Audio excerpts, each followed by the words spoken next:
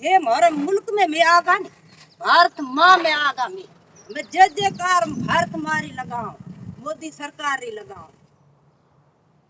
राम जी का सहारा है नी, सुबह शाम इन्हें देते हो, ड्यूटी भरनी है नी। ए मोटा मंदिर नहीं होया, छोटा मंदिर ही होया, भगवान चिपटी से राजी है। यही तारेगा हमानो तो भाई धर्म लेके आया बाबू हुण इना दे सहारे तुम्हारे दे सहारे पानी वास्ते बड़ा दुखिया है बाबू, वो मेहरबानी हुए साडी।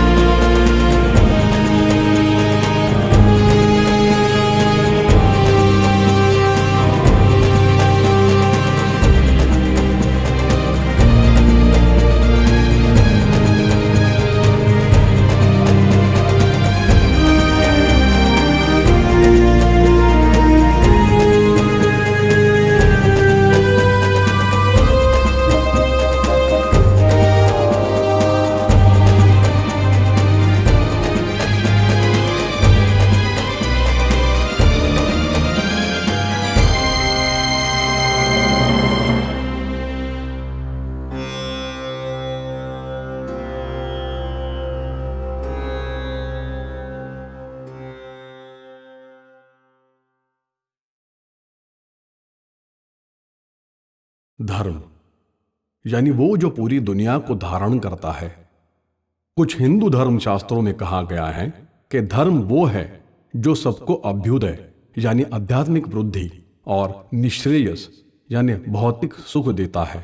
धर्म को पंथ या रिलीजन के रूप में देखना और फिर धर्मनिरपेक्षता को नीति बना लेना एक ऐतिहासिक भूल है, जिसके मूल में हिंदू धर्म को महज एक जीवन शैली तक सीमित कर देना और अब्राहमिक रिलीजन के रीति रिवाजों को ही आस्था पंथ का एकमात्र पैमाना बना देना है। आज सनातन धर्म का संघर्ष मुख्यतः उपनिवेशिक मानसिकता वाले वामपंथी झुकाव रखने वाले लोगों से है, जो हमेशा सेक्युलरिज्म का डोल पीटते रहते हैं। इस्लामिक कट्टरपंथियों के साथ वामपंथियों का एक अजीबोगरीब गठबंधन आज सनातन धर्म के लिए सबसे बड़ी चुनौती बना है। सनातन समाज के लोग, हिंदू खासतौर से, उनको ये बात समझनी होगी कि सनातन एक धर्म है और जितने भी दूसरे हैं वो मजहब हैं। धर्म और मजहब में अंतर समझना होगा, सनातन की ओर लौटना होगा।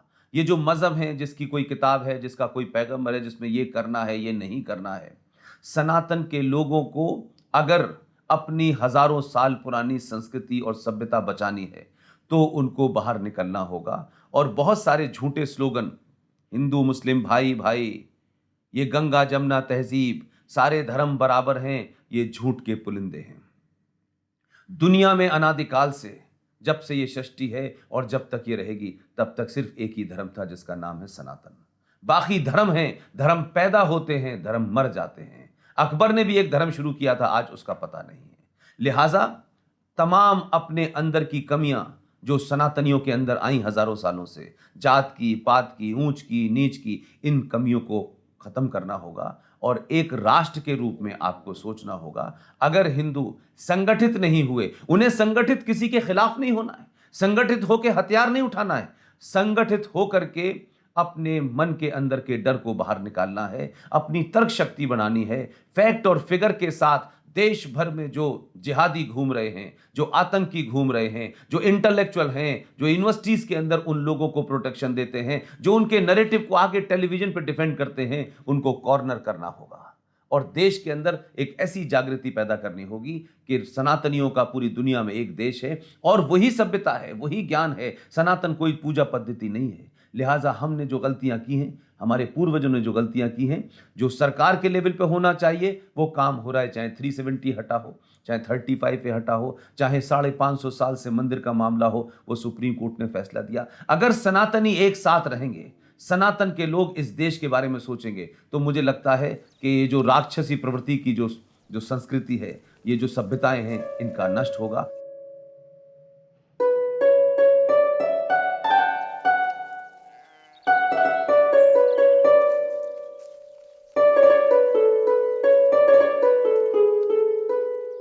8 अप्रैल 1950 को नेहरू लियाकत समझौता दोनों देशों के अल्पसंख्यकों पर हो रहे अत्याचार को रोकने के लिए हुआ था। इस समझौते में जबरन धर्म परिवर्तन को मान्यता न देने की बात कही गई थी। भारत के राजनैतिक नेतृत्व ने शायद ही कभी इस मुद्दे को वैश्विक मंच पर उठाया है।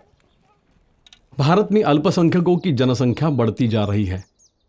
जहां 2050 तक भारत दुनिया की सबसे बड़ी मुस्लिम आबादी वाला देश बन जाएगा, वही पाकिस्तान में अल्पसंख्यक खत्म होने की कगार पर पहुंच गए हैं। पर भारत में अगर कोई इस मुद्दे को उठाता भी है तो उसे फासिस्ट, सांप्रदायिक करार दे दिया जाता है। हमारे तथाकथित बुद्धिजीवियों को भी मानवाधिकार की चिंता होती है, पर रोहिंग्या शरणार्थी के लिए, जिन पर खुद हिंदुओं के नरसंहार के आरोप हैं, आए दिनों उन्हें आधार कार्ड के साथ पकड़ा जा रहा है। आश्चर्य तो तब हुआ जब रोहिंग्यों को जम्मू में बसाया गया। पर हाल ही में एक एनजीओ एकजुट जम्मू ने प्रमाण के साथ बताया है कि कैसे जम्मू में हिंदू सिखों के खिलाफ लैंड जिहाद किया जा रहा है। हिंदुओं को अल्पसंख्यक बनाने के लिए सुनियोजित तरीके से सरकारी जमीन पर मुस्लिमों को बसाया जा रहा है। तो मानवाधिकारों की बात करने वालों की असल मंशा को समझने की जरूरत है।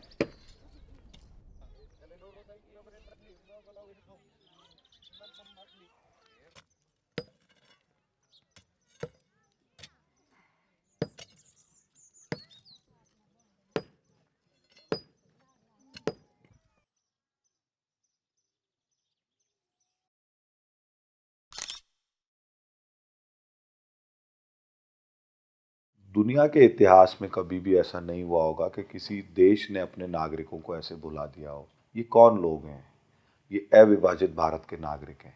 कौन सा भारत? वो भारत जहाँ सिंधु नदी के किनारे पर वेदों की रचना हुई। वो भारत जहाँ की सिंधु घाटी सभ्यता के बारे में पूरी दुनिया ये मानती है कि ये विश्व की सबसे पुरातन और सबसे उन्नत सभ्यता रही है।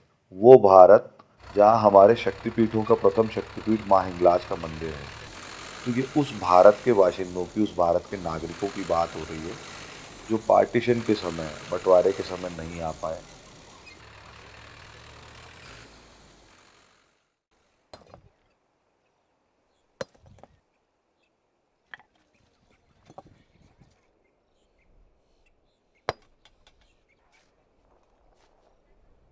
हिंदू समाज की उदासीनता के पीछे सिर्फ उनका भाषाई, जातीय आधार पर विभाजित होना नहीं है, एक और महत्वपूर्ण कारण भी प्रतीत होता है, और वो है अपने इतिहास का सही ज्ञान न होना। हमें मुगलों के योगदान के अलावा कुछ बताया ही नहीं गया। अकबर के महानता के बाद आजकल औरंगजेब को भी संत बनाया जा रहा है। अभी हाल ही में जब ब्रिटिश पीएम तेरेसा मे ने विश्व युद्ध में भारतीय सैनिकों के योगदान की सराहना की, तब भारत में लोगों को इसका पता चला। दोनों विश्व युद्ध में कुल 16 लाख भारतीय सैनिक मारे गए, जो ब्रिटेन के मारे गए सैनिकों से कहीं ज्यादा थे।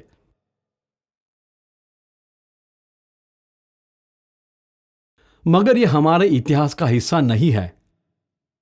प्रसिद्ध फोटोग्राफर मार्गरेट बॉर्क व्हाइट, जिन्होंने नाजी कैंप की भयावह तस्वीरों को पूरी दुनिया में पहुंचाया था, कलकत्ता में विभाजन के दौरान हुई हिंसा के दृश्यों की तुलना नाजी कैंप से की थी। आज की युवा पीढ़ी को इसका अंदाजा ही नहीं है कि हमने किस कीमत पर इस मुल्क को हासिल किया है।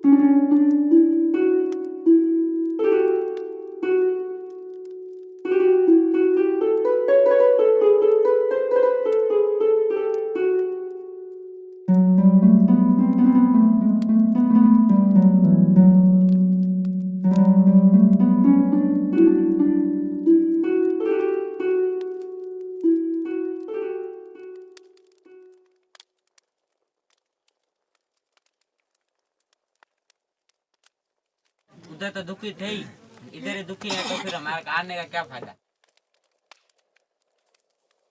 तकलीफ तो चले थे वो लोग क्योंकि हिंदू हो इसलिए। धर्म निभा सकते हैं नहीं, कोई कोई बातें नहीं, नहीं हिंदुओं का कोई धर्म निभा सकते हैं नहीं, कोई ऐसे किस चीज की रहने की सोचा है नहीं, कोई बात।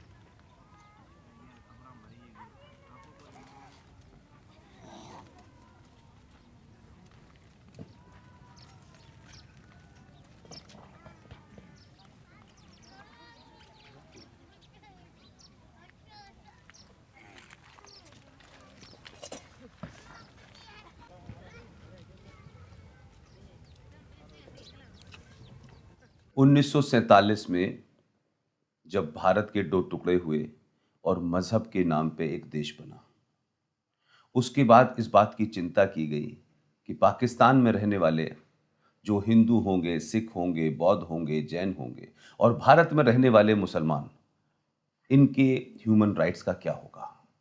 ये सोच करके समझौता हुआ जवाहरलाल नेहरू और लियाकत अली खान पाकिस्तान के प्राइम मिनिस्टर में कि दोनों देश अपनी जिम्मेदारी पूरी करेंगे।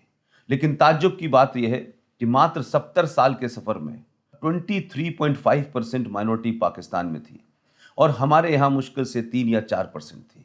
हमारे यहाँ माइनॉरिटी की ग्रोथ होने के बाद आज हम 25% पहुंच गए और वहां पे 23 से गिरते गिरते 1.5 हो गए हैं।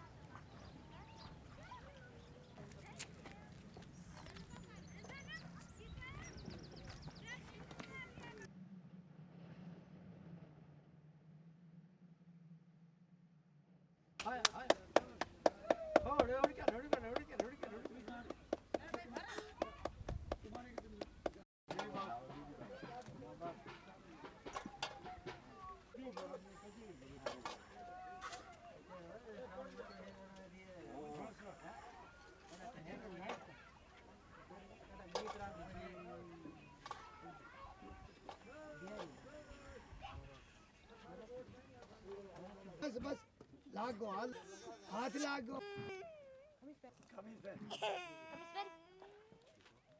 सूत्र पहरा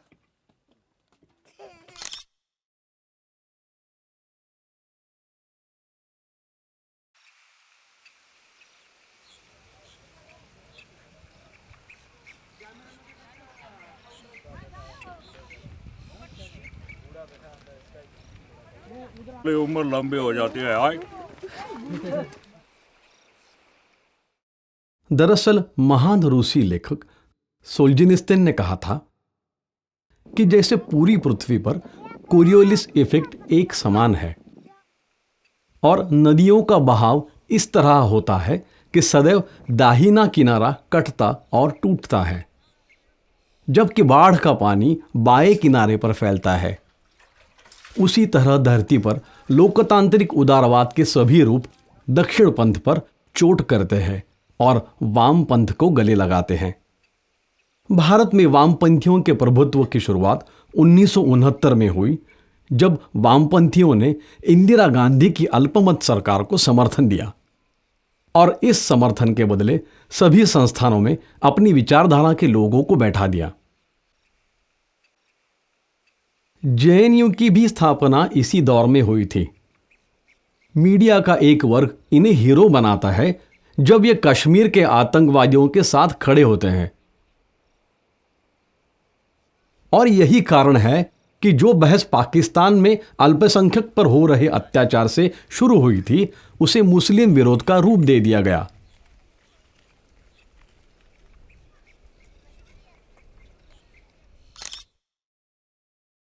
ये तस्वीरें बहुत कुछ बयां करती हैं। मानो इस मुल्क को उसके किए वादों को याद दिला रही हैं जो 70 साल पहले उनसे किए गए थे। अपना सब कुछ छोड़कर जब ये अपने देश भारत आते हैं तो इन्हें ऐसी जिंदगी नसीब होती है।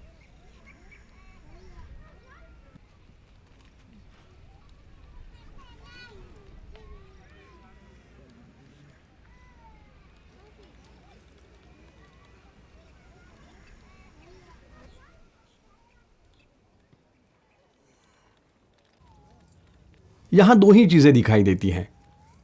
एक है इनका हौसला, न टूटने का हौसला, जीवन को शून्य से शुरू करने का हौसला, और जो दूसरी चीज है वो है सरकार की उदासीनता।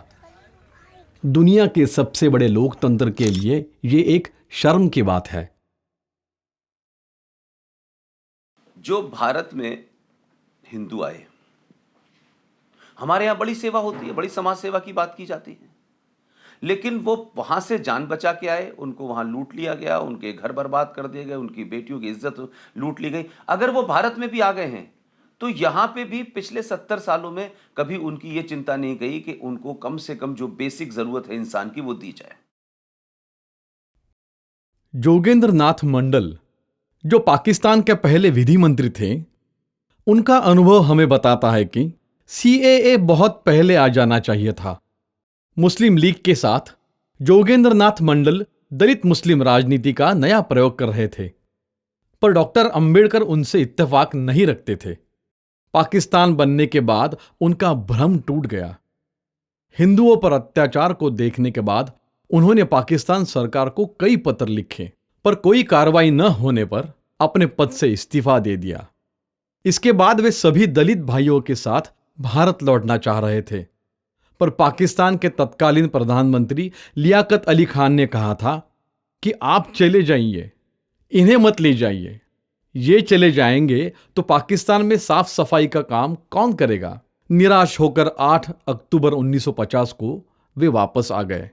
हमें समझना चाहिए कि सीएए इन्हीं लोगों के लिए है। आज के दलित नेताओं के लिए ये एक सबक है कि शायद हमारे बच्चे सेफ ना रहे। क्या वो हिंदू रहेंगे? कहीं ऐसा तो नहीं है कि उनका धर्म परिवर्तन कराया जाएगा या उनके साथ कुछ और हो जाएगा। 9 साल की बच्चियों का अपहरण, उसी दिन उनको जबरन उनका धर्म परिवर्तन, नरभक्षी बच्चियों को खा जाते हैं जिंदा, उन बच्चियों को रेप करते हैं और कोई बोलने वाला नहीं है।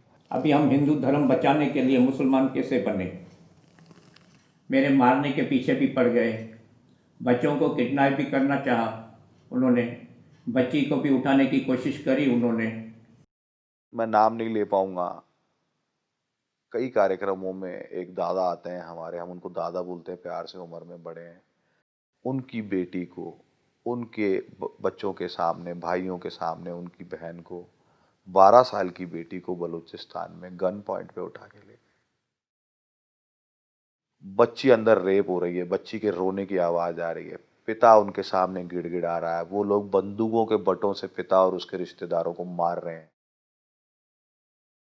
फिर मेरे को बच्ची पैदा हुई, बच्ची की मैंने स्कूल में एडमिशन की तो मेरे ही रोड़ी शहर में, सक्खर शहर के नज़दीक जहाँ हम रहते थे, उसको अगवा कर लिया गोकर राम की। और जबकि वो हमारे घर से नहीं निकलती थी, बाई चांस वो निकली थी, अगवा करके गए। अगवा करने के बाद उसको मुसलमान कर दिए।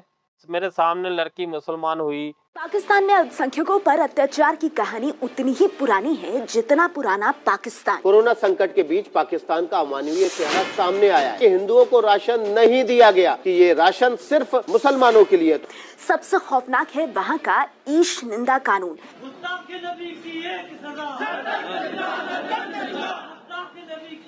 पाकिस्तान के सिंध प्रांत का घोटकी जिला, स्कूल के हेडमास्टर के खिलाफ ईशनिंदा की झूठी रिपोर्ट दर्ज करवाई गई। लेकिन सिंध के लोग, जो आपसे जुल्म हो रहा है, आपको मैं आपके बच्चों के लिए मैं ये अपील करता हूँ कि आपको खड़ा होना चाहिए इन जालिमों के खिलाफ। मिट्ठू मियां पाकिस्तान का वो पापी पीर है जो हिंदू लड़कियों का धर्म बदलवा रहा है। हिंदू लड़की महक को जबरदस्ती इस्लाम कबूल कराने का उसके इशारे पर मंदिर तोड़े जा रहे हैं, हमले हो रहे हैं और दुकानों में आग लगाई जा रही है। वो मिट्ठू मियां जिनकी मुट्ठी में कैद है पाकिस्तान के प्रधानमंत्री इमरान खान। अल्लाह ने जिहाद मुसलमानों के लिए क्यों की? अल्लाह ने हमारी बेहतरी के लिए कहा ना कि जिहाद करो। मिट्ठू मियां पाकिस्तानी सेना का भी काफी करीबी है और जो लड़की इसका विरोध करती है उसे जबरन देह व्यापार में उतार दिया जाता है। हिंदू बिरादरी का ये सवाल भी है कि सिर्फ नौजवान लड़कियों को ही क्यों मजहब तब्दील करने पर आमादा किया जाता है। मैं ये कहता हूँ कि सिर्फ रिंकल कुमारी नहीं है, 4 हिंदू इसी हफ्ते में मरे हैं, 8 को अगवा किया गया है, 4 लड़कियां गुम हैं। ऐसे वाकयात सिंध में नए नहीं। मीरपुर मथेलो की रिंकल कुमारी समेत कई लड़कियों के अगवा की कहानियां सामने आ चुकी हैं। यही वजह है कि पाकिस्तान में हिंदुओं की संख्या लगातार कम होती गई। रिंकल कुमारी का केस एक मॉडल केस है। वहाँ की पूरी व्यवस्था किस तरीके से काम करती है ये समझने वाली बात है।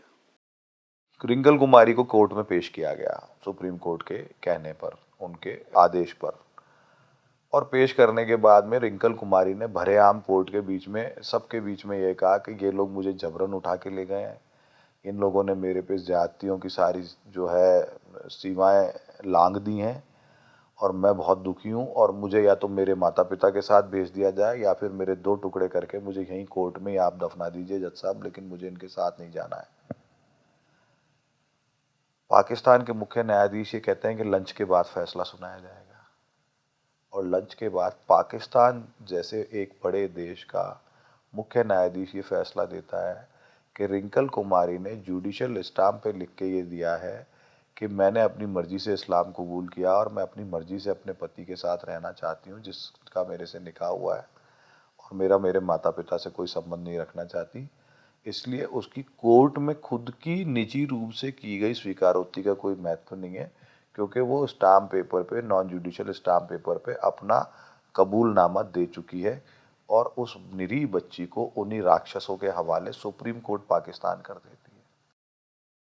दुनिया भर के अंदर माइनॉरिटी की बहुत बात होती है, भारत में भी होती है, लिबरल भी करते हैं, फ्रीडम ऑफ एक्सप्रेशन की बात भी करते हैं, बहुत सारे संगठन हैं, अलग अलग संगठन हैं, लेकिन पाकिस्तान के अंदर जो इस्लामिक जिहाद और इस्लामिक आतंकवाद और इस्लाम की सोच की सबसे ज़्यादा ब्रूटलिटी का शिकार हुई है वो हिंदू कम्युनिटी हुई है। उन हिंदुओं को ना अपनी पूजा पद्धति की परमिशन है, उन हिंदुओं को ना अपने रीति रिवाज से शादी करने की परमिशन है, उन हिंदुओं के साथ में पाकिस्तान का न्याय जो है, पाकिस्तान की जो कानून है, पाकिस्तान का जो संविधान है, उसके तहत उनकी शादी जायज़ ही नहीं है।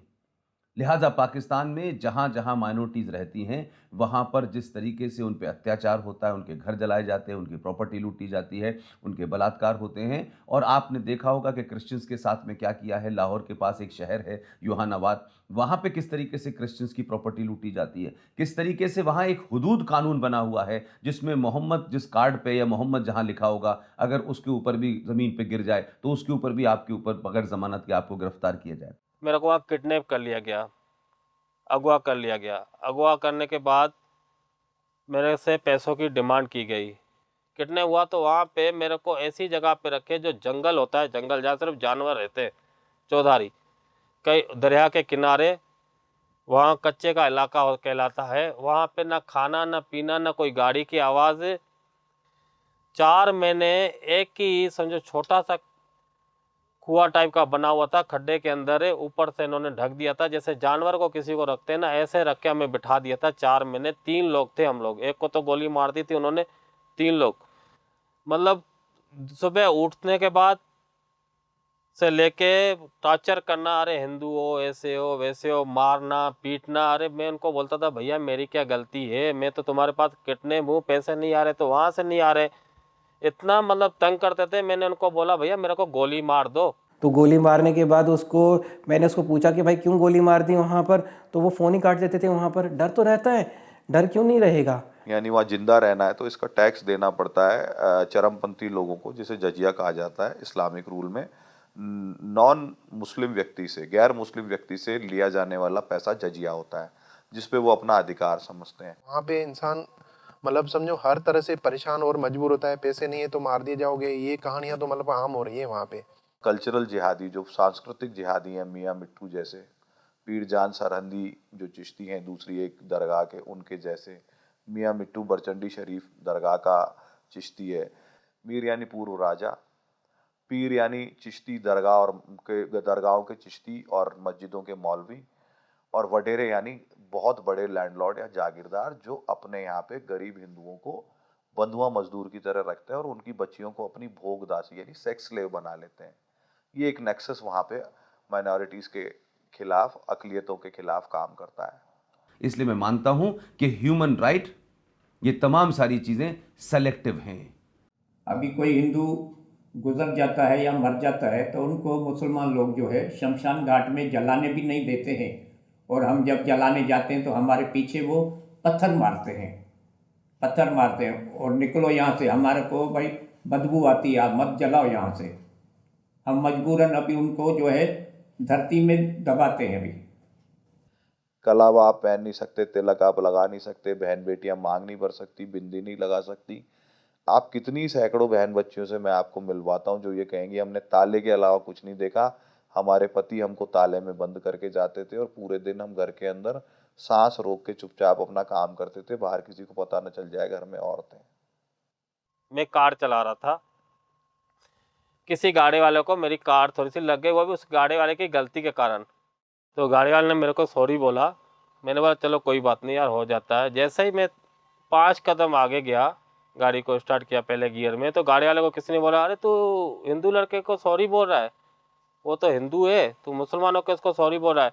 वही गाड़ी वाला जिसकी खुद की गलती थी वो आया, मेरे को गाड़ी से निकाल के मेरे को 2-3 थप्पड़ मारा, अरे तू मेरे गाड़ी को, और उसने मेरे से 2000-3000 रुपये खर्चा भी लिया गाड़ी का, जबकि पहले जब उसको पता नहीं था कि मैं हिंदू नहीं हूँ तो मेरे को सॉरी बोल रहा है। मतलब ये हालत होती थी। रेस्टोरेंटों के अंदर पता चल जाए ये हिंदू है तो वो गिलास उठा के वेटर फेंक देता है। रास्ते चलते पता चल जाए हिंदू है तो वहाँ कोई भी उसका गला पकड़ के कहता है चल भाग यहाँ से हिंदुस्तान, तेरा यहाँ क्या लेना देना है, तू यहाँ क्यों पड़ा, नहीं तो साले के टुकड़े कर देंगे। इतने घृणित वातावरण में लोग रहने के लिए मजबूर हैं। सबसे बड़ा हमारे लिए क्वेश्चन मार्क होता है वहाँ पर जो गरीब लोग हैं, जो यहाँ पर आना चाहता है तो उसके लिए सबसे बड़ा क्वेश्चन मार्क है पासपोर्ट। वहाँ पर पासपोर्ट की बहुत बड़ी कॉस्टिंग है। कोई भी पीड़ित वहाँ पर किसी ज़मींदार के नीचे है तो उसकी अगर वहाँ पर 200 रुपये दिहाड़ी है, वहाँ पर 250-300 रुपये दिहाड़ी है उसकी, वहाँ पर वो कैसे एक पासपोर्ट बनाने के लिए 5000 रुपये कहाँ से लेके आए वो? अगर उसके परिवार में 5 लोग हैं तो यानी कि 25,000 रुपये वो कहाँ से लेके आ जाए ले वहाँ पर पासपोर्ट बनाने के लिए। एक महिला गर्भवती थी, वीज़ा आने में समय लग गया, उनको अपेक्षा नहीं थी वीज़ा इतना देर से आएगा, और वो गर्भवती महिला का वीज़ा आते आते और उनका प्रसव हो गया, बच्चा पैदा हो गया। जिस दिन उनको पाकिस्तान छोड़ना था और वीज़ा की शर्तें तय थी, वीज़ा के अनुसार उनका भारत आना बेहद आवश्यक था, जिस दिन उनको पाकिस्तान छोड़ना था उस दिन से 5 दिन पहले या 4 दिन पहले वो बच्चा हुआ। आज वो बच्चा 4 साल का हो गया, उस बच्चे का वीज़ा नहीं लग रहा, वो बच्चा भारत नहीं आ पा रहा। भारत के दूतावास से पाकिस्तान के किसी व्यक्ति को भारत का वीज़ा लेना कितना कठोर और कठिन काम है, ये आपको अंदाज़ा नहीं है। सिंध से मैं ये मान के चलूँ इस्लामाबाद कम से कम 1500 किलोमीटर से भी ज़्यादा है, तो वहाँ पर वो 1500 किलोमीटर बेचारा ट्रैवल करके जाए वहाँ पर इंडियन एम्बेसी में वीज़ा अप्लाई करने के लिए, या वो कोरियर से भी अप्लाई करता है तो उसके पास इतने पैसे नहीं है। और उसके बाद डॉक्यूमेंटेशन वीज़ा की, वीज़ा से यानी कि यहाँ से उसको गारंटर चाहिए पहले, तो गारंटर के बाद गारंटर को भी क्लास ए ऑफिसर वेरीफाई कर रहा होता है। सबसे बड़ा क्वेश्चन मार्क ये है कि क्लास ए ऑफिसर कहाँ से लेके आए? गारंटर तो मिल जाए, गवर्नमेंट का क्लास ए ऑफिसर, उसको आईडी भी उसकी लगानी होती है, उसका एफिडेविट भी लगता है, ये सब कुछ वो बेचारा कहाँ से लेके आए जो यहाँ पर आए? वो हर इंसान एक दर्द की कहानी है, हर इंसान एक दर्द की दास्तां है। कितने ही ऐसे मामले हैं, एक भाई वहाँ है, एक भाई यहाँ है, माता पिता वहाँ है, परिवार यहाँ पे है, दामाद वहाँ है और बेटी यहाँ है। पाकिस्तान का स्टैटिस्टिकल डेटा ये बताता है कि लगभग रोज़ 4 बच्चियाँ पाकिस्तान में, हिंदू बच्चियाँ उठती हैं, किडनैप होती हैं, फोर्सफुली कन्वर्ट होती हैं, और कई केसेस में तो पूरा गांव उनका रेप करता है। ऐसी परिस्थिति में जब कोई बच्ची उठ जाती है तो उस परिवार के लिए कुछ भी नहीं बचता है वहाँ रहने के लिए, और वो कुछ दिन संघर्ष करके थक हार जाते हैं, और इस दौरान उनकी वहाँ की लोकल वडेरों, वहाँ के लोकल मियाँ मिट्टू जैसे राक्षस जो पीर हैं, पीर जान सरहंदी जैसे जो राक्षस पीर या चिश्ती हैं, उनसे उनकी दुश्मनियाँ हो जाती हैं। वो जितना थानों के चक्कर ज़्यादा लगाते हैं, जितना मेन स्ट्रीम या इंटरनेट के माध्यम से सोशल मीडिया पे अपनी बात को कहने का और अपने दुख को व्यक्त करने का प्रयास करते हैं, उतना ही उनकी जान को रिस्क बढ़ जाती है। और फिर एक दिन ऐसा आता है कि उनको पता होता है कि अगर आज नहीं निकले तो कल सुबह मार दिए जाएंगे, और वो अपने परिवार के साथ 1.5 2 महीने इस्लामाबाद के आसपास कोई कृष्ण मंदिर लाहौर में और इधर उधर जाके गुरुद्वारों में शरण लेते हैं और भारत से अपने डॉक्यूमेंट आने का और वीज़ा मिलने का इंतजार करते हैं। यहाँ पे दोजक है और कुछ नहीं है हम हिंदुओं के लिए। वहाँ की गवर्नमेंट कुछ भी नहीं कर रही थी। जिस देश में माइनॉरिटीज़ के खिलाफ कोई कानून ही ना हो, कोई सुप्रीम कोर्ट ना देखने वाला हो, कोई कोर्ट ना देखने वाला हो, गवर्नमेंट फैसिलिटेट क्या करे, तो आप सोचिए वहाँ पर माइनॉरिटीज़ कैसे रह रहे होंगे। पाकिस्तान में कोई अल्पसंख्यक आयोग नहीं, पाकिस्तान में कोई अल्पसंख्यक मंत्रालय नहीं, पाकिस्तान में अल्पसंख्यकों के मंदिरों को और गुरुद्वारों को तोड़ने के ऊपर कोई बैन नहीं, वहाँ पे कोई व्यवस्था नहीं, वहाँ पे कोई कानून नहीं, धर्मांतरण को लेके कोई चर्चा नहीं, जबरन कन्वर्जन को लेके कोई चर्चा नहीं। तो हमारे परिवार के साथ, हमारी बेटियों के साथ, हमारी बहनों के साथ ऐसा हो रहा है, हमारे साथ ऐसा हो रहा है। इतनी हालत हो गई थी, इतनी टेंशन हो गई थी, ले दे के मैंने बोला मेरे को तो हिंदुस्तान जाना है। एक पिता को ये पता है कि उसकी बच्ची को सेक्स स्लेव बना दिया गया है। एक पिता को ये पता है कि उसकी बच्ची जिंदा है भी कि नहीं है। एक पिता को ये पता है कि उसकी बच्ची ने उस दिन के बाद जितने भी दिन जिए होंगे वो नर्क से भी बदतर यातना के साथ जिए होंगे, और वो पिता अपने बाकी के परिवार को बचाने के लिए संघर्ष कर रहा है। हम हिंदू धर्म की खातिर वो देश छोड़ के हम अपना इधर आए। कहाँ शिफ्ट होना है कि हम लोग हिंदू हैं तो हमने अपना हिंदुस्तान चुना, भारत चुना, इंडिया। पाकिस्तान का हिंदू भारत में शरण नहीं लेगा तो कहाँ लेगा? वो भारत में नहीं आएगा तो कहाँ जाएगा? उसके लिए धरती पर अब कौन सी जगह बाकी रह गई है जो वहाँ चला जाए?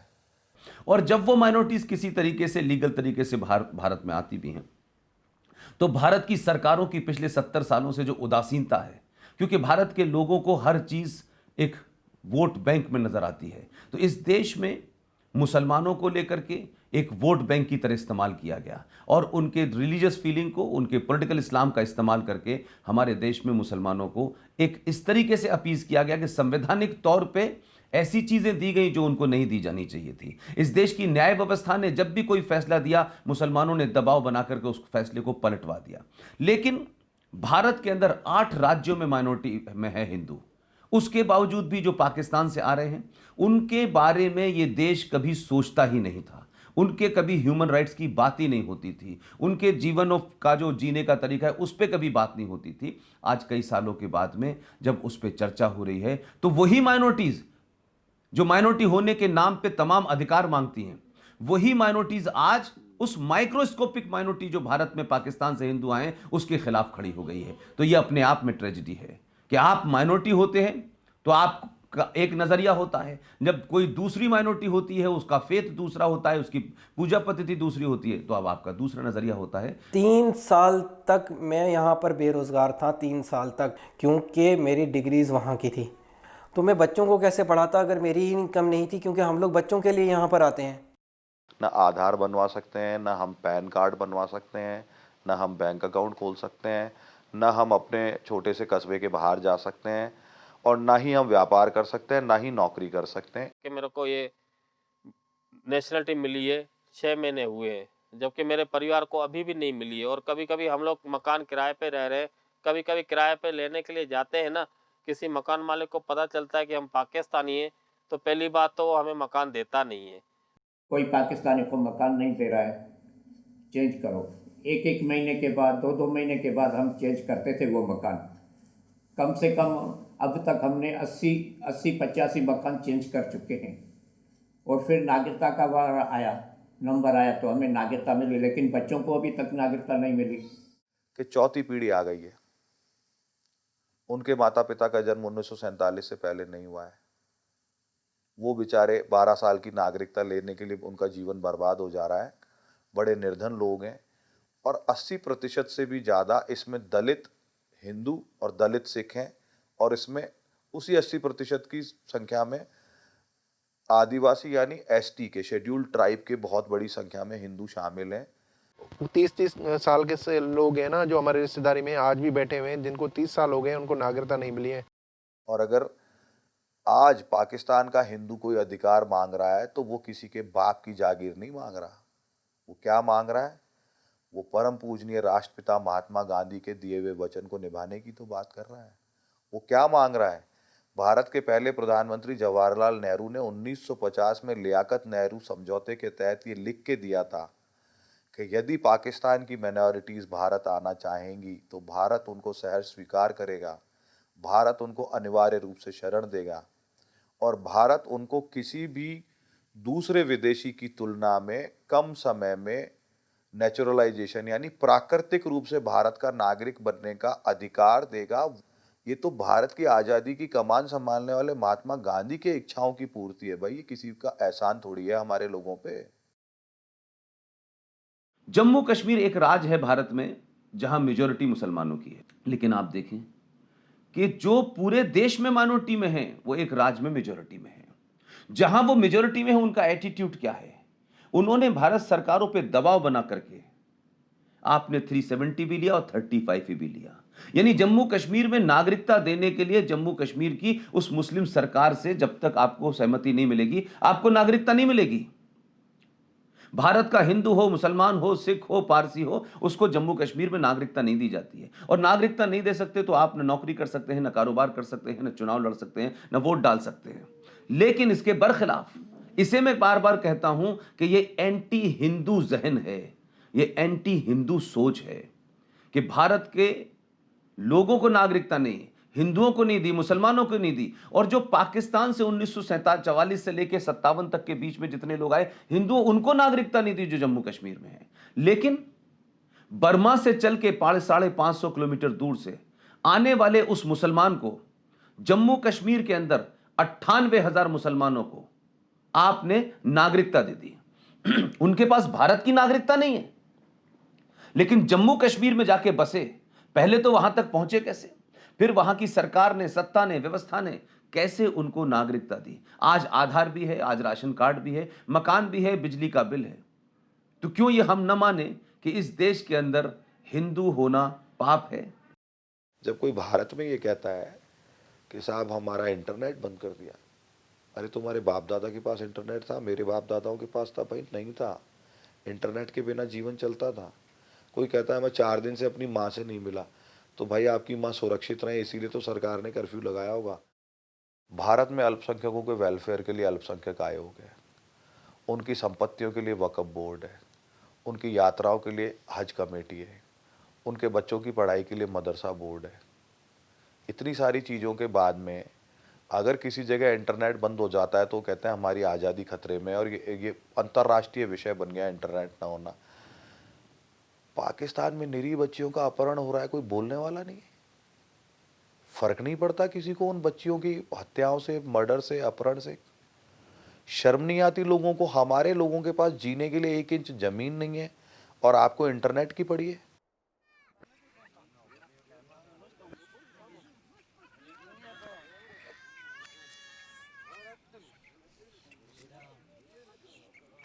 सीएए के विरोध के नाम पर शाहीन बाग का एक नया मॉडल देश को मिला है।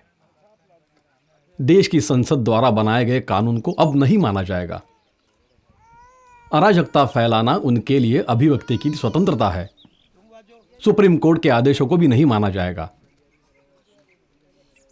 यह सब जायज है क्योंकि तथाकथित बुद्धिजीवियों को यह सही लगता है। नव उदारवाद के इस दौर में विदेशी पूंजी के साथ साथ विदेशी विचारों ने हमारे संस्थानों को, नीतियों को प्रभावित करना शुरू कर दिया। एक नई तरह की सिविल सोसाइटी जिन्होंने इस देश की बौद्धिक बहस को अपने नियंत्रण में ले लिया है, नई तरह के राजनीतिक प्रयोग भी किए जा रहे हैं। इनका विरोध इस बात को लेकर है कि पाकिस्तान के मुस्लिमों को इसमें शामिल क्यों नहीं किया गया। इनके लिए राष्ट्रीय हित कोई मायने नहीं रखता है। हां, बहुसंख्यक समाज को उनके धार्मिक रीति रिवाज के नाम पर अपमानित करते रहना इनके कुछ प्रमुख कार्यों में एक है।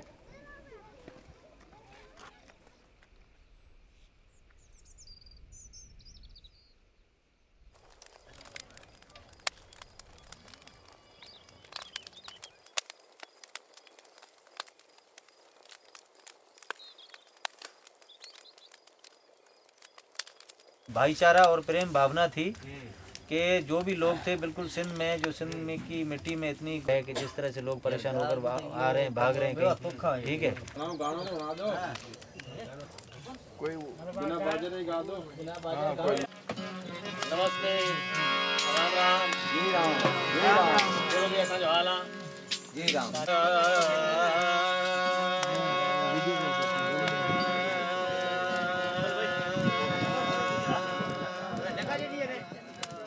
यहाँ जितने भी परिवार हैं, जिस भी बिरादरी के, शेड्यूल ट्राइब, शेड्यूल कास्ट, सब लोग सिंध से बिलोंग करते हैं, पाकिस्तान के सिंध से, और भारत में शरणागत हैं।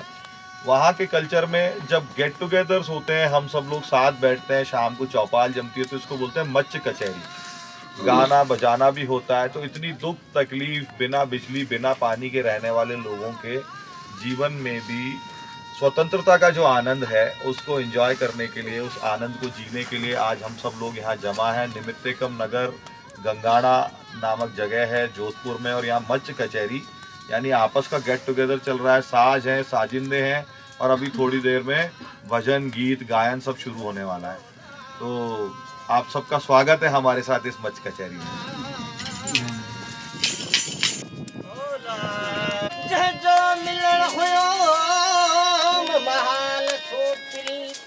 पाकिस्तान से हम हिंदुस्तान में आए, ये हमारा देश है। हम अपने धर्म की खातिर आए हैं इधर, हिंदू धर्म हमारा है, उसकी खातिर आए हैं। और उधर हमें एक सुकून नहीं था, जैसे रूहानी सुकून था। इधर आए तो हमें कोई डर नहीं है, अपने देश में आए हैं और अपने बच्चों के भविष्य सुधारने के लिए आए हैं।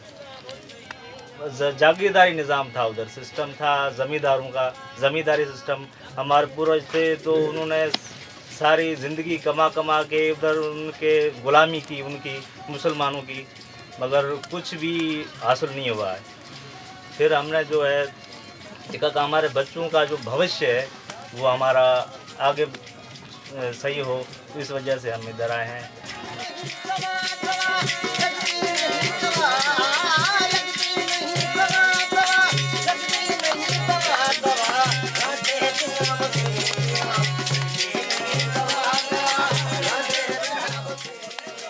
हम जो उधर से आए हैं 6,80,000 रुपया खर्चा करके अपने बच्चे लेके इधर आया हूँ मैं, कि उधर जो खेती बाड़ी हम लोग करते थे, जो मजदूरी हमारे को मिलती भी नहीं थी।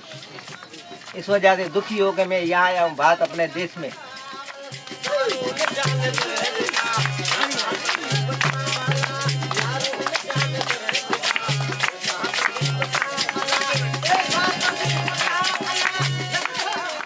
क्यों जो हिंदू धर्म वहाँ से जो रहते तो वो उधर से उसको परिवर्तन करना पड़ता है, मेन बात।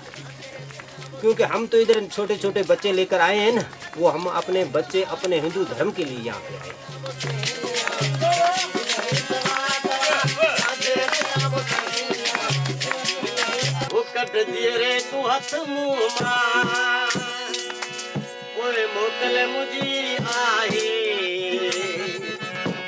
सब पहजा छदे वाल्या अदा तोते भी दुख नाही। मैं छोटा था, पढ़ने शुरू हुआ स्कूल में। जब मैंने पढ़ाई शुरू की, 5-6 साल का था, पढ़ाई शुरू की तो उसी टाइम पढ़ते पढ़ते मेरे को इन्होंने 5 कलमा याद करवा दिया। 5 कलमा में पढ़ने शुरू हो गया। 5 कलमा पढ़ते पढ़ते फिर आगे निकल गया तो इन्होंने अरबी पढ़ाई। मैं अरबी जानता हूँ अभी तक ही। मेरा नाम क्या रखा? फैजू। आज मेरा स्कूल में नाम फैजू रखा हुआ है। पढ़ाई देखोगे 10वीं तक मैं पढ़ा हूँ। फैजू नाम से मेरा स्कूल में नाम लिखा हुआ है, प्रीतम नाम से नहीं है।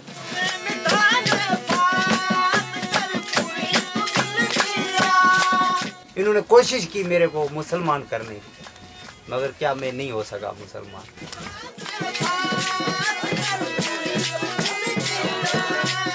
फिर मैंने एक टैक्सी ली पाकिस्तान में। टैक्सी रात को बेच के मैं घर आया तो रात को जो आए सो पूरा घर फाड़ के हर चीज लेके गया, कुछ नहीं छोड़ा। गांव गया, हर गांव में जाता था, गीता जी का पाठ कर रहा था। जो मेरा पास जो ही मैंने 2-3-4 लाख कमाए वो मंदिर बनाया। कहाँ बनाया? शिदातपुर में मार्फ डेयरी में। हमारा गुरु का द्वारा है, उधर मैंने एक गुरु का द्वारा बनाया। तो मुसलमानों ने क्या उसी मंदिर पे मुर्गा पालने शुरू कर दिया। अरे भाई ये हमारी इबादत की जगह है। तो उन्होंने बोला तुम कौन हो जो हमारे को रोकने वाला। फिर मैंने सोचा तो यार इधर हमारे कुछ नहीं है, अभी हमारे को इधर निकलना ही पड़ेगा। बेटा उधर जो है सांगड़ जिला राज्य सिंध में था, स्कूल पढ़ने गया। स्कूल में मैंने जो है मैट्रिक जो है 1998 में की। मैट्रिक करके उसके बाद में मैंने जो है एक ड्यूटी की अप्लाई की, वडेरे के पास गया। और तो कोई चारा ही नहीं था, हमें तो कोई पहचानते ही नहीं थे। कागज़ डॉक्यूमेंट्स लेके मैं अपने वडेरे के पास गया। तो भाई मुझे जो है ये तुम्हारे पास कोई आर्डर आए हुए हैं। तब ये जो है नवाबाद में तेल, पेट्रोल, डीजल इसका ज़ख़ीरा मिला था, तो उसी में उनकी भर्ती हो रही थी। तो वो भर्ती कर रहे थे, उसमें ऐसे बंदे भी उन्होंने भर्ती किए जो लिखे पढ़े बिल्कुल नहीं थे, कुछ नहीं समझते थे। तो मैं अपने डॉक्यूमेंट्स लेके गया, वहाँ जाके मैंने पेश किए तो भाई हमें भी जो है कोई नौकरी दो। ये बोला मैंने मैट्रिक की हुई है, मैट्रिक के मेरे पास जो कागजात भी है, ठीक है, हर चीज़ है। और आपने जो है इस बंदे को नौकरी दी है, इसके पास कौन से कागजात है? इसको बुलाओ, इसको बोलो अपना नाम तो लिखे।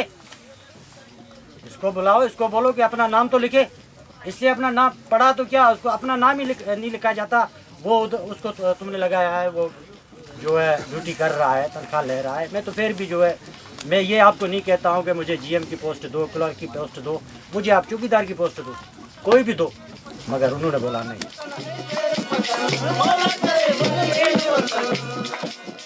मैं जिस समस्या से आया हूँ वो मुझे पता है, और मुझे मेरे परिवार वालों को पता है किस हालात से हम लोग गुजरे हुए। मैं मुझे कैंसर का रोग हो गया था, तो मैं उधर एडमिट हुआ नवाबशाह हॉस्पिटल में। मेरे बराबर में जो बेड थे वो मुसलमानों के भी थे, हिंदू भी थे। लेकिन जब हिंदू का बताया, मुसलमानों का इलाज जो भी था वो फ्री में चल रहा था। मैंने बोला भाई मैं भी कैंसर का रोगी हूँ, मेरा भी इलाज क्यों नहीं, मैं भी एक गरीब आदमी हूँ, इतनी कैंसर के मर्ज को मैं झेल नहीं सकता, मेरे पैसों से इलाज नहीं करा, मेरा भी कुछ करो। बोला आप हिंदू हो, आपके लिए कोई सुविधा नहीं है। हमारे लॉ में, पाकिस्तान के लॉ में ये नहीं है कि वो यानी कि हिंदू के लिए कोई भी बजट, कोई भी सुविधा नहीं है। तो मैंने बोला जिस देश में हिंदू की कोई मर्यादा नहीं है, हिंदू के लिए कोई इंसान नहीं समझा जा रहा है, वैसे देश में रहना नहीं है। उस दौरान मेरी कंडीशन ये थी कि मेरे गले से आवाज़ नहीं निकल रही थी। लेकिन मैंने बोला जब मरूंगा तो अपनी पाक पवित्र भारत देश में जाके मरूंगा, जाकर कैंसर के मर्ज में ताकत है या मेरे हिंदू धर्म में ताकत है।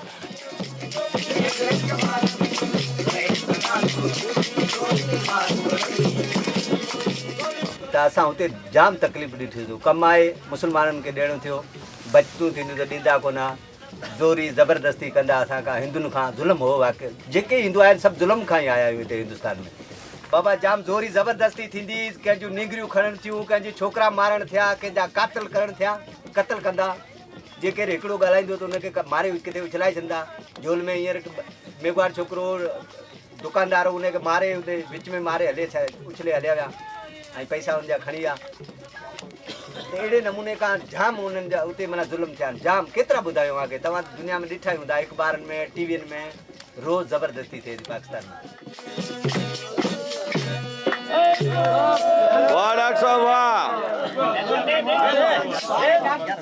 और उधर जो है चोरियां होती है, रात को डकैती होती है, चोरी होती है, घर में काल लगते हैं, 10-10, 12-12 आदमी घर में आके घुस जाते हैं। ठीक है, सोना है, जेवर है, ये है, वो है। घर में जो है बीवियां होती है, औरतें होती है, बहनें होती है, तो उससे छीन के निकाल के ले जाते थे। मेरी क्या हो गया, घर से भैंस चोरी हो गई। भैंस थी घर में, भैंस मेरी चोरी हो गई। भैंस चोरी हो गई तो वो चोर लेके गए, पाँव उठाए, भाई अभी ये पाँव कहाँ जा रहे हैं? तो वो पाँव तो देखे तो किसी बासर के गांव की तरफ जा रहे हैं। तो उधर तो हम जा नहीं सकते, अगर जाते हैं तो वो गोली मारते हैं। अगर हम थाने में जाते, पुलिस स्टेशन जाते, तो हमारी एफआईआर नहीं होती।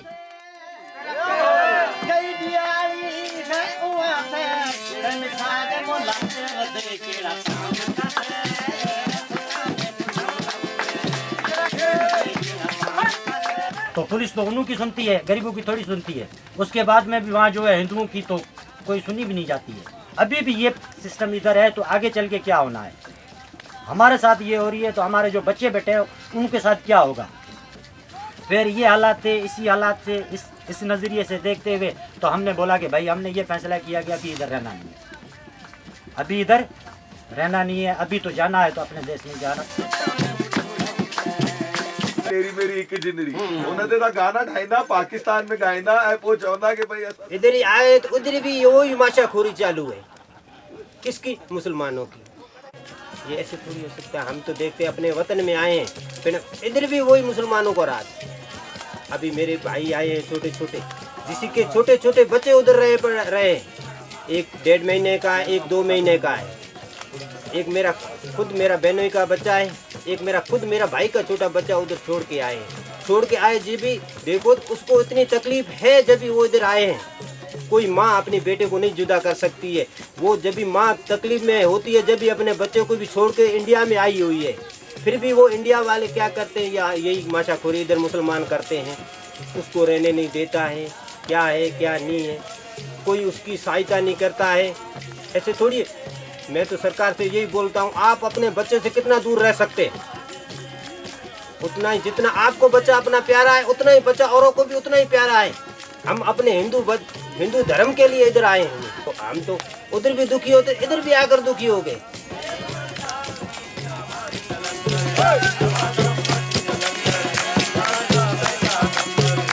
इंडिया आया तो मैंने कुछ नहीं लाया, कुछ नहीं। जोधपुर में उतरा तो 50 रुपए मेरे पास थे जेब में।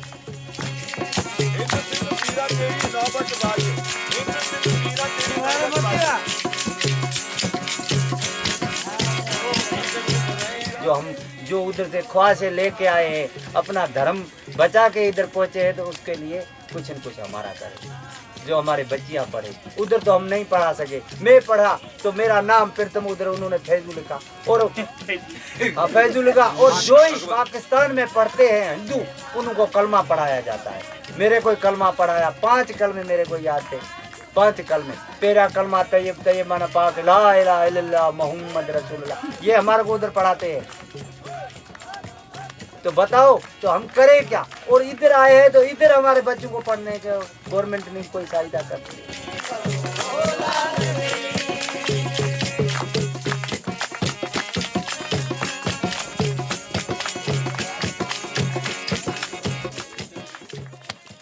तो अभी देश में रहना चाहते हैं, यहाँ तो हमारे लिए कुछ भी नहीं है।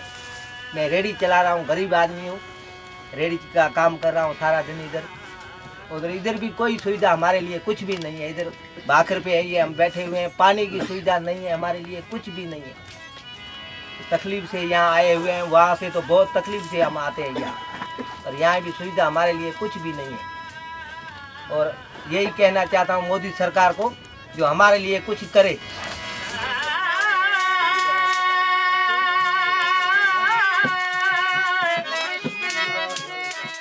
जो भी हम पाकिस्तान पर आए हुए हैं, इनके लिए कम से कम सेहत, हेल्थ और एजुकेशन के हवाले से हमारी हेल्प की जाए। हम आपसे कुछ भी नहीं मांग रहे।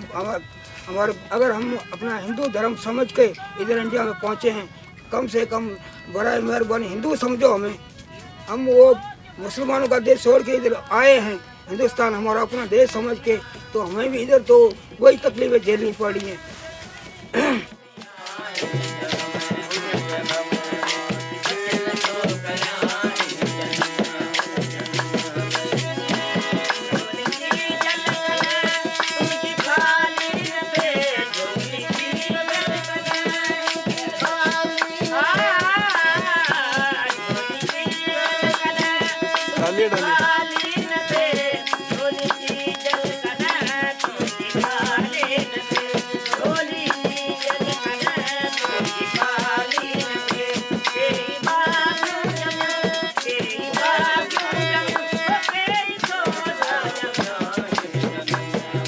तो हम जब सरकारी गवर्नमेंट हॉस्पिटल में जाएं तो हमारा इलाज नहीं हो रहा है। इलाज क्या, इलाज डॉक्टर तक ही नहीं पहुंचते हैं, पर्ची नहीं कटती है, हमारी पर्ची नहीं कटती है, तो अभी हम कहाँ जाएं? ये क्यों हो रहा है हमारे साथ?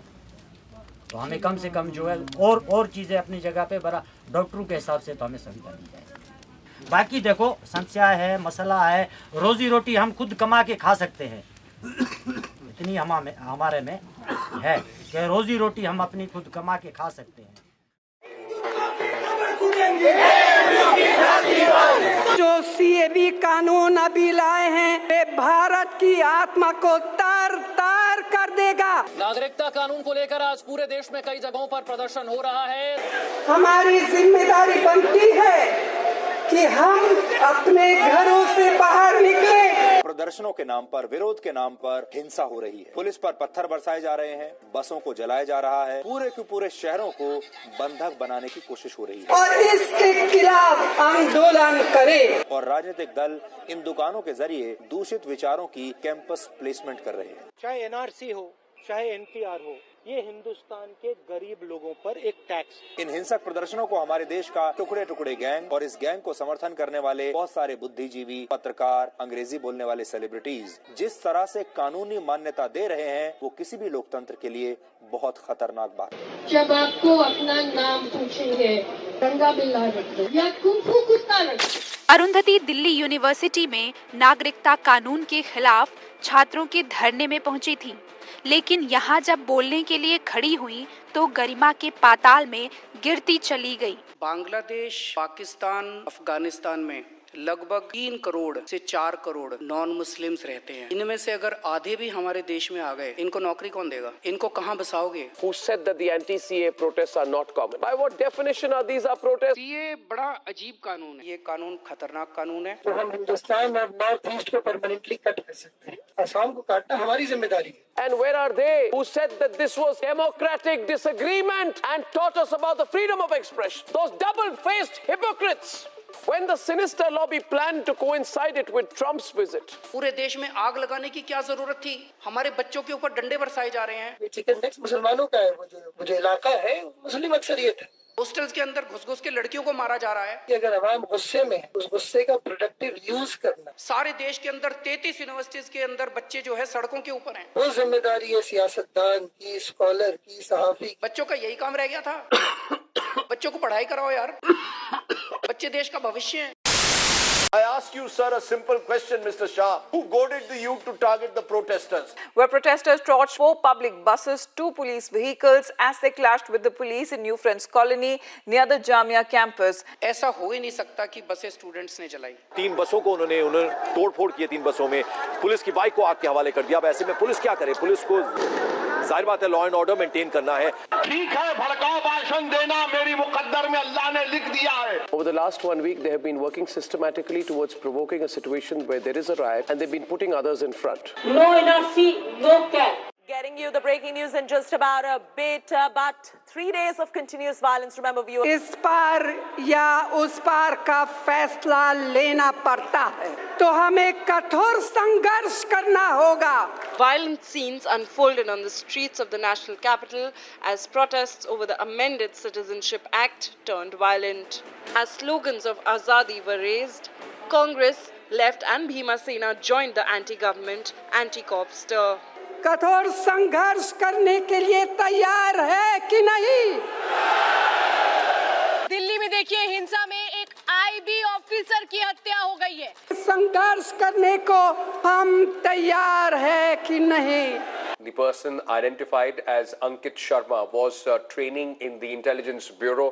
हम कोई भी कुर्बानी देने के तैयार है, कोई भी कुर्बानी देने के लिए तैयार है। Protesters, including women, gathered in large numbers and occupied a portion of the road. हम हर तरह की संघर्ष करने के लिए तैयार है। आप हिंसा फैलाएंगे सड़कों पे, लोगों को उकसा करके एक बड़ी साजिश थी ये दंगे की। तो Where are the supporters of Shaheen Bagh tonight when Delhi is burning? Where are those who back the anti-national slogans on the Aligarh Muslim University campus? And where are those who call these mobsters peaceful protesters? Where are the pseudos? Where is the Lutyens lobby? Student है भाई, अगर कोई protest कर रहा है तो protest कर रहा है। Where is Anurag Kashyap tonight? Amit Shah ji का भी जो इंटरव्यू था, मैं जी तो नहीं बोलूंगा उनको। Where is Farhan Akhtar tonight? देखिए उन डिटेल्स में तो ऐसा लग रहा है कि हो सकता है कुछ। Farhan Akhtar is a political illiterate, which is why he says that the NRC bill is going to lead to stateless Muslims in India. Farhan, where is Swara Bhaskar tonight? But this citizenship amendment bill could potentially disenfranchise Muslims and Muslims alone.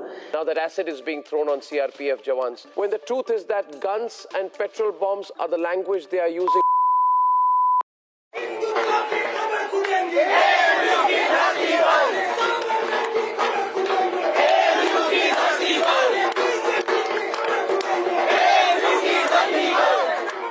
और इस देश का मुसलमान Burma के मुसलमान के लिए लड़ रहा है, जो बाहर से आया है, जो घुसपैठिया है, जो बॉर्डर के ऊपर भारत की सीमा से जो फौज लगी हुई है उसको धोखा दे के आया है।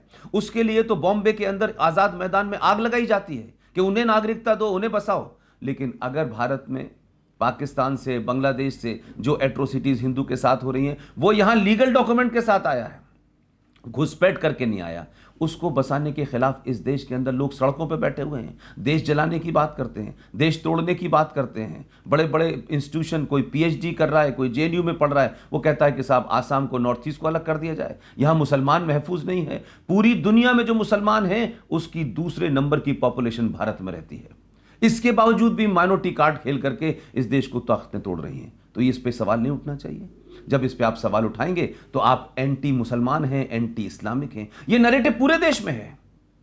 जिन मानवाधिकारों की बात मुसलमान करते हैं, पूरे यूरोप के अंदर जिस तरीके से पलायन करके आप गए और वहां की संस्कृति को आप चैलेंज कर रहे हैं, वहां जाकर के आज आपको शरिया कानून चाहिए, वहां आपको अलग लैंड चाहिए। तो ये मुझे लगता है कि आप मानव अधिकारों की आड़ में और मजहब की आड़ में आपका पॉलिटिकल एजेंडा है जो पूरी दुनिया में आप फैला रहे हैं।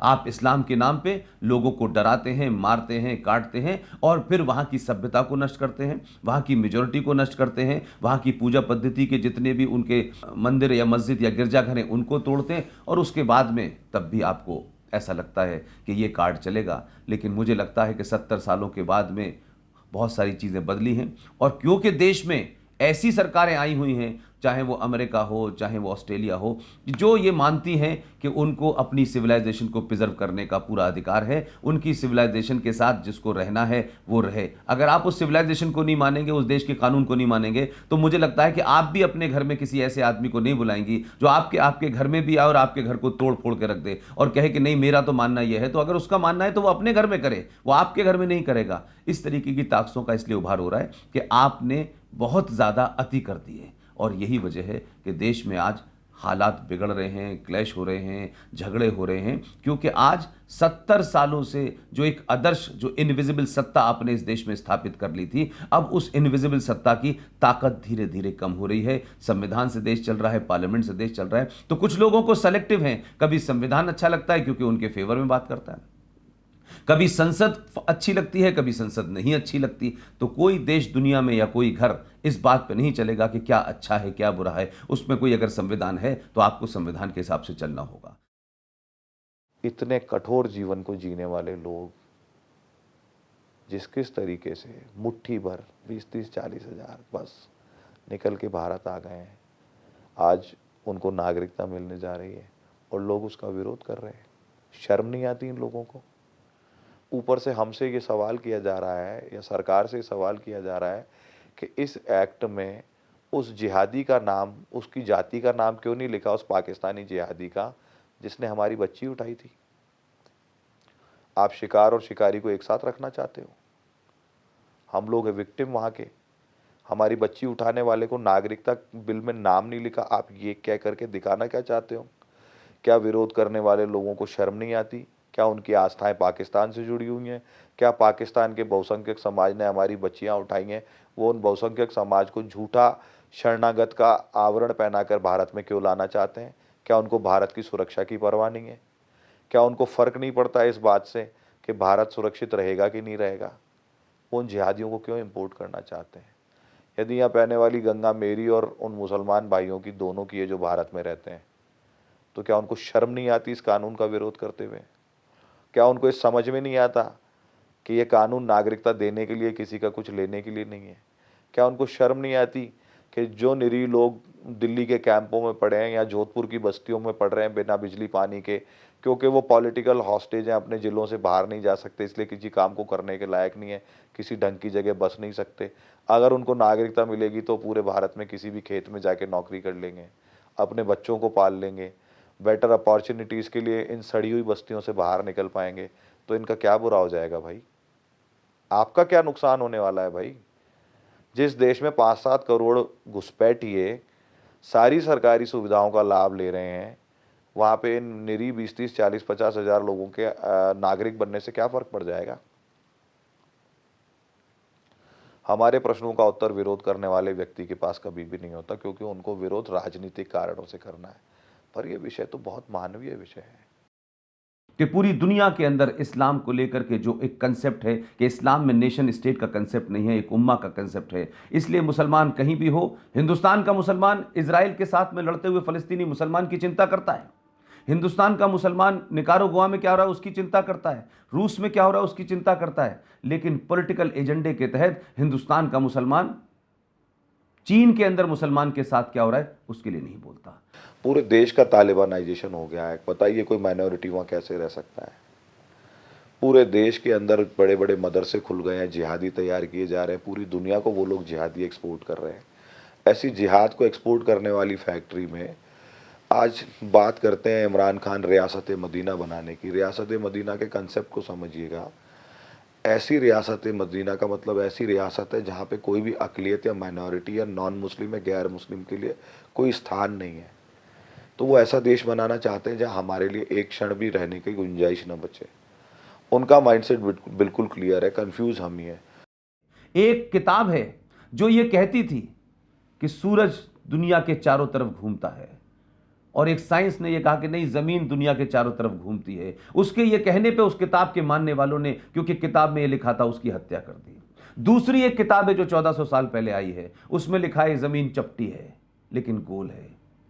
तो किताबें लिखने वाले और किताबों के मजहब से दुनिया नहीं चलती है। ये दुनिया सनातन की है, प्रकृति से चलती है। सूरज निकलता है, पानी है, हवा है, अग्नि है, यही सच्चाई है। और जो जो इसको मान रहे हैं वो देश शांति में है, और जहाँ जहाँ ये लोग जा रहे हैं वहाँ अशांति है। लिहाजा देश भर में और दुनिया भर के हिंदुओं को इस बात के लिए संगठित होना होगा कि उनको 5000 साल पुरानी अपनी सभ्यता को बचाना है। अगर सभ्यता नहीं बची तो जिस तरीके से पूरी दुनिया के अंदर इस्लामिक जिहाद फैलाया जा रहा है, इस्लाम के नाम पे मार काट हो रही है, इस्लाम के काट के लेवल पे जिस तरीके की भाषा बोली जा रही है, जो किताबें मार्केट में आ रही हैं, जो खून बहा जा रहा है, उसका मुकाबला नहीं कर सकते। संगठित होइए, संगठित होकर अपने ऊपर गर्व करिए, अपनी पहचान पे गर्व करिए, और किसी से डरिए मत। अगर आपने डरना छोड़ दिया तो बहुत लोग आपको डराना छोड़ देंगे, और धीरे धीरे माहौल बदल रहा है। इसीलिए लोगों में इतनी बेचैनी है कि पाकिस्तान के अंदर हिंदू नहीं रहेगा, ये वहाँ का मुसलमान तय करेगा। और भारत में जो हिंदू आकर के या सिख आकर के या ईसाई आकर के या बौद्ध आकर के या जैन आकर के शरण ले रहा है, वो भारत में नहीं रह सकता। ऐसे कानून नहीं लाए जाएंगे जो उनको नागरिकता मिले, और भारत में नहीं रहने का भी अधिकार, भारत में नहीं रहने का भी आंदोलन मुसलमान करेगा। तो आप मुसलमान भाइयों से भी मेरा आग्रह है, आपको सोचना पड़ेगा आप हमसे कैसी रिलेशनशिप रखना चाहते हैं। अगर आप हमारी पीठ में खंजर ही खंजर भोंकने का प्रयास करेंगे तो हमारी प्रतिक्रिया के लिए तैयार रहिए। ऐसे नहीं चलेगा, ऐसे चल ही नहीं सकता। कौन सा सह अस्तित्व, कौन सा भाईचारा? ये बेशर्मी की बात आप लोगों के मुंह से अच्छी नहीं लगेगी अगर आप सीए का विरोध करेंगे तो। ऐसा कहां लिखा हुआ है इस्लाम के अंदर कि आप सड़कों के ऊपर नमाज पढ़ेंगे? ऐसा कहां लिखा हुआ है इस्लाम के अंदर कि आप बकरा ईद के अंदर बकरे काट काट के सड़कों पे खून बहाएंगे? लेकिन ये सिर्फ हिंदुस्तान, पाकिस्तान और बांग्लादेश में आप खास एजेंडे के लिए करते हैं। कहां लिखा है इस्लाम के अंदर कि मस्जिद जो है होली शराइन है? कहां लिखा है कि मस्जिद आप जहां दिल चाहे बना लें? इस्लाम के अंदर मस्जिद होली शराइन नहीं है। प्रॉफिट मोहम्मद ने जहां नमाज पढ़ी थी उस जगह को भी डिमोलिश कर दिया गया। सारे इस्लामिक वर्ल्ड के अंदर मस्जिद का वो महत्व नहीं है, क्योंकि मस्जिद वहां उनके लिए पॉलिटिकल एजेंडा नहीं है। भारत के अंदर मस्जिद एक पॉलिटिकल एजेंडा है, कब्रिस्तान एक पॉलिटिकल एजेंडा है। पूरा इस्लाम भारत के अंदर, पाकिस्तान में, बांग्लादेश में एक पॉलिटिकल एजेंडे के तहत इस्तेमाल किया जा रहा है, और इसके अलावा कुछ नहीं है। बाणी बोली मिठड़ी बाणी बोली, सिंधी बाणी बोली।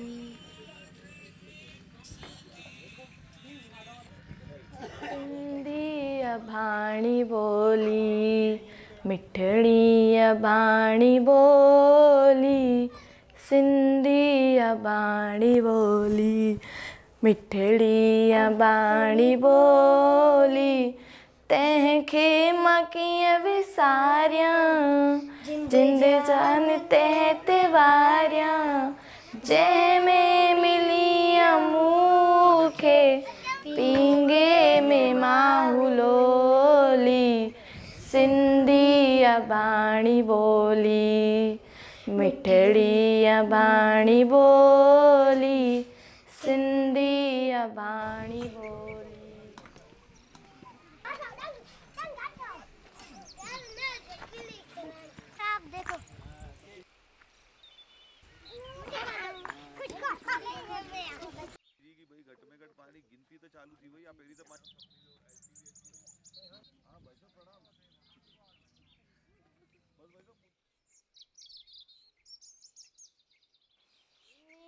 जे हर हिस्से में तू ही जो वजूद आए दुनिया जे हर हिस्से में तू ही जो वजूद आए जिंदा तू सिंधी आई जिंदा जे तू ही जी बोली सिंधी बाणी बोली।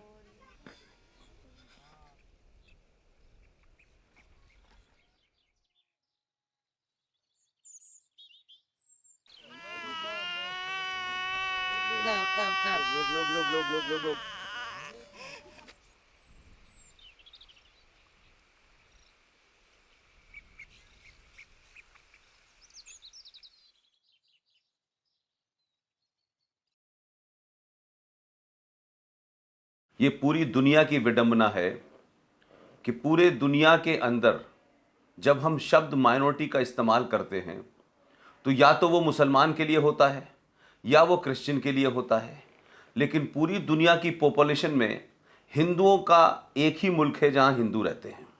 वो अपने मुल्क में भी माइनॉरिटी से डरते हैं और दुनिया में जहां जहां वो माइनॉरिटी में हैं उनके लिए दुनिया भर के जितने भी मानवाधिकार आयोग हैं, संगठन हैं, उनका कभी हिंदुओं के प्रति वो सेंसिटिविटी नहीं होती। उनकी माइनॉरिटीज़ में मुसलमान आता है, क्रिश्चियन आता है, लेकिन हिंदू नहीं आता। ये अजीब बात है कि दुनिया भर में जो हिंदू रह रहे हैं उनके ह्यूमन राइट्स की इस देश में कभी चर्चा नहीं हुई, सिखों के ह्यूमन राइट्स की कभी चर्चा नहीं हुई, बौद्ध के नहीं हुई, जैन के नहीं हुई, लेकिन जिन लोगों के 57 मुल्क हैं, जिन लोगों के 100 से ऊपर मुल्क हैं, उनकी चिंता पूरी दुनिया करती है। ये पाखंड भारत के अंदर भी है।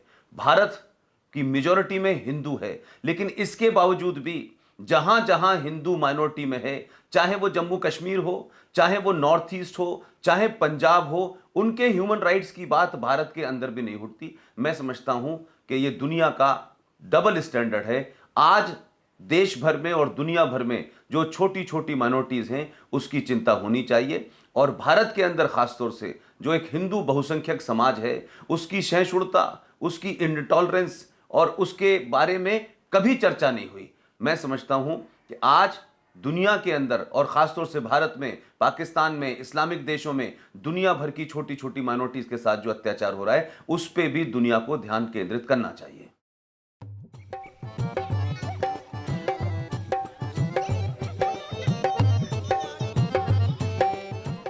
भगवान राम को काल्पनिक बताने पर भी इस देश का हिंदू समाज सड़कों पर नहीं उतरता है, और इस सहनशीलता की कीमत आज हिंदू समाज चुका रहा है। पिछले 70 साल में कांग्रेस और वामपंथियों ने हिंदुओं के लिए एक भ्रम की स्थिति पैदा की है। चाहे इस्लाम के खूनी इतिहास को छिपाने की बात हो या अंधविश्वास के नाम पर हिंदू मान्यताओं पर हमला करते रहना, या फिर सेक्युलरिज्म, माइनॉरिटी राइट्स, मानवाधिकार, वीमेन राइट्स के नाम पर भारतीय सभ्यता को विखंडित करते रहना, इस देश के बौद्धिक जगत ने देश को कमजोर करने का ही काम किया है। पर इस सब के बावजूद इन शरणार्थियों के चेहरे पर खुशी देखकर लगता है कि उम्मीद की किरण अभी बाकी है।